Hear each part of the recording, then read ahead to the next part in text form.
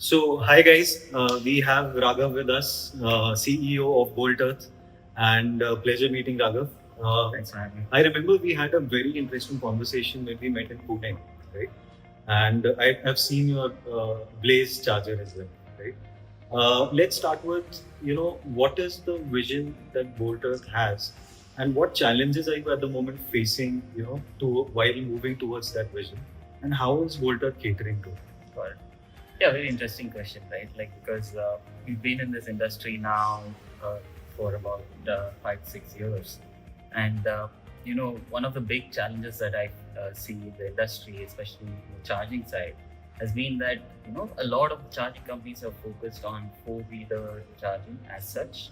Not a lot of focus has been put on two and three-wheeler charging as such, right? But that is very contrarian to what we should be doing, right? Because if you look at the penetration rates today in India, two-wheelers and three-wheelers are like, Biggest market share. biggest market share. The electrification has happened much faster there. Four-wheelers are growing now, but still, penetration rate is still a bit low. What we did, in fact, was to focus our charging network specifically for India, for Indians who are buying EVs today. So we focused initially on the two-wheeler, three-wheeler charging side. Right. And we went ahead and deployed about 1 lakh chargers till date today, right? Now our network still caters to both 2, 3 and 4 wheelers. However, the percentage that accounts for 2 and 3 wheelers is significantly higher, just given that those are the biggest volumes in the market today. Right? So that's the number one challenge that we wanted to solve. Going by the challenges, I think there are many challenges in India.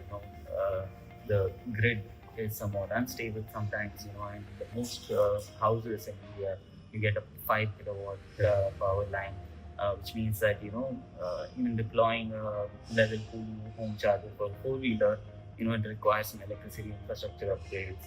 So there are a lot of challenges that come through, but the way we solve those challenges is by being vertically integrated. Right? So that's why we make the hardware, we make the software, we make the services, and by services and installation, maintenance, and things like that. So it's an end-to-end stack that takes care of everything so that we can give the customers the best charger. Right. Since you rightly mentioned about the services, because that is one of the biggest challenges that the whole charging infra is facing. The chargers are there, but it's not working. So you've been investing a lot on making sure that you build a service network all over India. I'm pretty aware of that. So what is your thought around it? I believe what is the number of, let's say, service stations you have or service people you have all over India at the moment? Yeah, so currently we have about 5,000 technicians, like Bolt.Earth-certified technicians all over India, right? The way we built this network is, by working with ASDC, the Automotive Skills Development Council of India. What I believe is I believe very strongly that unless you have the skill set or the skilled labor, like technicians, electricians who are able to go and install and maintain these chargers, that is a big throttling point for the entire EV adoption in India. Right? So very early, about a couple of years back, we started working with ASDC. We got a course module uploaded on their website, and any electrician anywhere in India can go and do that course now, and then they become a Bolt-certified technician. Right? Now, the reason why we did this is because it will help the industry as a whole, right? This pool of 5,000 technicians, any other CPOs can also utilize their skill sets, right? At the moment, the way we operate is we have these 5,000 freelancers. Anytime there is a challenge with any charger at any location, anywhere across India, within 48 hours, we are able to solve it. It's a great contribution towards the employment as well. Yeah, that's right. And the remoteness that you've kept, towards for these people to get certified and then start working immediately once they're certified. Yeah. Because you cater to specifically, for the electric two-wheelers and three-wheelers, we just mentioned about the Blaze charger. Yeah. That you have indigenously developed. Yeah. And it's interesting to see that an Indian company is investing on technology and R&D. Yeah. So what do you think this kind of technology, first of all, what exactly is it? I would love you to explain.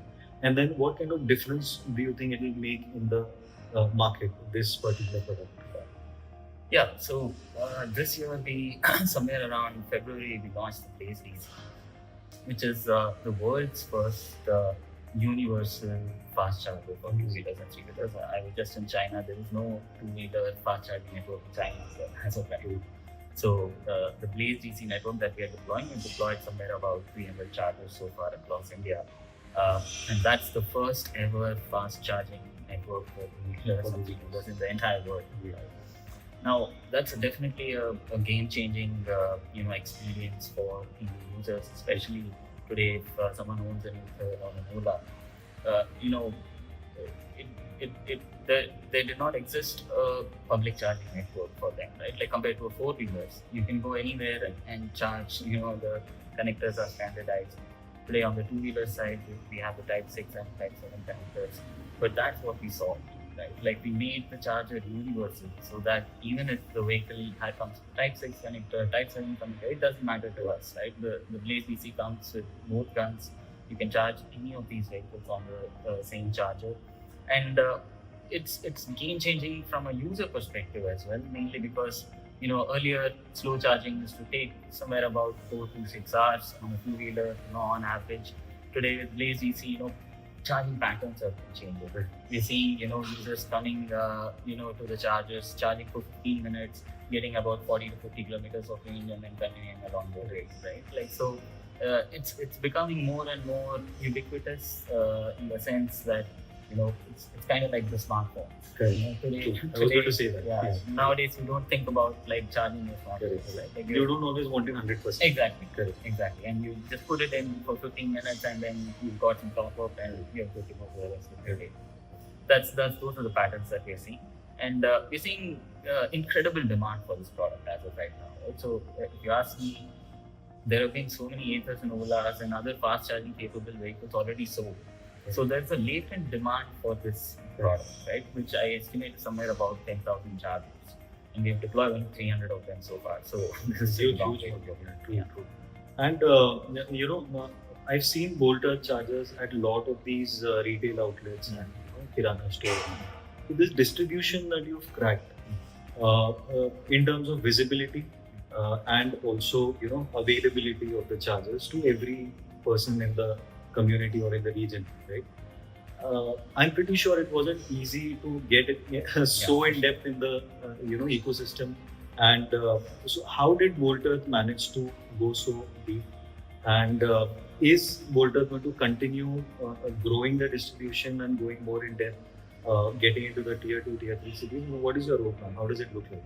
Yeah, so I think in the early days, we started off with a campaign called the 1 rupee campaign, right? Like where we deployed somewhere about 7,000 or 8,000 of our level 1, charging sockets all over India, and we sold them for 1 rupee at that stage, right? And we did that because at that stage there were not many EVs on the road. We wanted to create a seed of a charging network that gives people some trust to start buying vehicles. Once we deployed that, we would see the EV two-wheeler and three-wheeler shares starting to grow. However, that did two things for us. One is it allowed us to, get the ball rolling on the EV penetration front by having an initial charging network. And the second thing it did for us is it taught us so many things about on-ground reality. Right, the data points. Yeah, correct. Right, like deploying these chargers, deploying even 10,000 chargers at that stage was a big, monumental task for us. And but along the way we understood exactly what kind of issues come on the field, what kind of electricity issues happen. For example, there's sometimes an over voltage and sometimes an under voltage in different locations. How do we solve for this? How do we iterate our product and make it even more better and stable? So over the course of these 3 to 4 years, that's what we've been able to do. We've been able to constantly take our learnings from the field and keep applying it to our products and keep bettering them over time. And that's what led to the growth of and development of Blaze DC as well. And Blaze DC, in fact, has all of our learnings put together. So today, the way it is made is it's very modular. All the components inside Blaze DC, they are field replaceable units or FRUs, right? So the technicians who are certified, even if there's an issue in the charger, all they got to do is swap out one of the models, swap in a new module, and it's good to go. Right. So there were a lot of challenges, but I think we took each of those challenges as like something that we can learn from to get better in our product, our network, our services, and that's what got us. So also, other than India, which is the next market that you think is the market that will adapt Blaze DC or your other products line? Yeah, for sure. Again, like I said, there is no two-wheeler charging network in China as well at this point. So, but most countries, emerging economies, Asia, Southeast Asia, Africa, India, two-wheelers and three-wheelers dominate the market in terms of volumes, right? All such countries are viable markets for us. We are currently already working with customers in Indonesia and Thailand. We plan to expand to other geographies in the Southeast Asian countries as well very soon. But yeah, I think deploying in India gives us that ability. That if you can do it successfully in India, I believe you can definitely do it successfully in many parts of the world. Correct. Because the diversification of climate and the population, the exploitation on the charger, I'm pretty sure the chargers are exploited. Yeah, for sure, right? Like, so we have a really strong backend system as well. So we constantly get real-time updates on all the chargers on our network. Yeah, and we exactly know what's going on at what time. So there are issues definitely of things like vandalism. Sometimes these things happen, but largely we are able to resolve these by having this network of service technicians. We're able to resolve them by identifying them in real time, right? Like, and getting resolutions much faster. But I think all of these things still apply to all the other countries as well. And if it works here, it will definitely work there. Right. So a gist that I get from this conversation is, your focus is very much towards technology and the product, right? Is Bolt.Earth going to, let's say, where do you see Bolt.Earth in coming 5 years and 10 years? Is it going to focus on developing the product and technology around the electric two-wheelers and three-wheelers itself, or is there a plan to diversify in the business model or in the product line or the market segment? Yeah, for sure. Great question, right? Like, and we have a lot of thoughts about this. So this year we've also launched our four-wheeler fast charging product. So we've just started selling for e-buses and other passenger vehicles as well, by four-wheelers. So that's definitely something that's already starting to pick up for us this year. But talking a little bit into the future, we are definitely along the path to. We don't think of ourselves as just a charging company, right? Like, we think of ourselves as a energy management company. And why I say that is because there are some very obvious connections to EV charging. For example, like solar, or for example, battery energy storage systems or BESS. Right?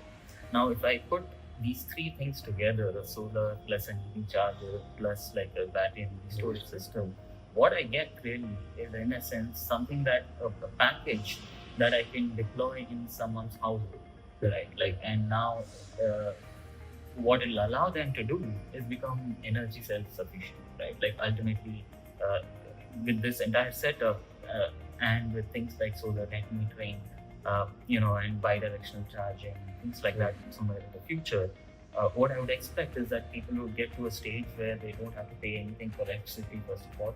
And also, given that there are some grid instabilities in terms of our electrical grid, people can get constant and continuous power supply through their batteries, right? So, and it maximizes the usage of energy. And in a country like India, which gets so much sun, I think solar is the right way to go. And once you deploy the system, you are truly traveling at net zero, right? Like, using the power of the sun to move from point A to point B, which is like the dream, right? And ultimately, though, what I feel is there are about 300 million households in India as of today, and all of them require a solution like this. So we are currently already doing a pilot project of this setup somewhere in our warehouse. And we are currently running the unit economics and the tests on these devices.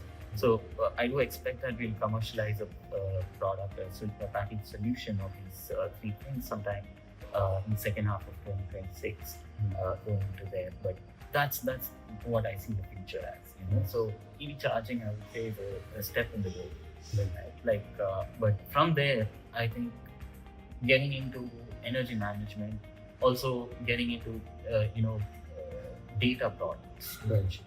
Like where, for example, utility companies today, they don't have the visibility into where the demand for EV charging is coming. Where is the peak load coming from? At what times are those? You have those data points. Exactly. Right. Like, so we are working on data APIs that we send to utility companies that give them that visibility to optimize their electricity usage further. So, you can get a sense of what I'm talking, right? It all is going into the direction of optimizing whatever available energy we have even further, and going in the direction of renewables, making sure people get more energy self-sufficient, and all of this along the way. EV charging is what will drive all of this. Great. That's what I think. Great, amazing. I think the roadmap seems very promising, and because you have control on the data points, as you mentioned, and the technology, the synergy won't be that difficult for Bolt.Earth to achieve. And best wishes for that. It was a pleasure interacting. Thanks so much. Thanks a lot. Yeah.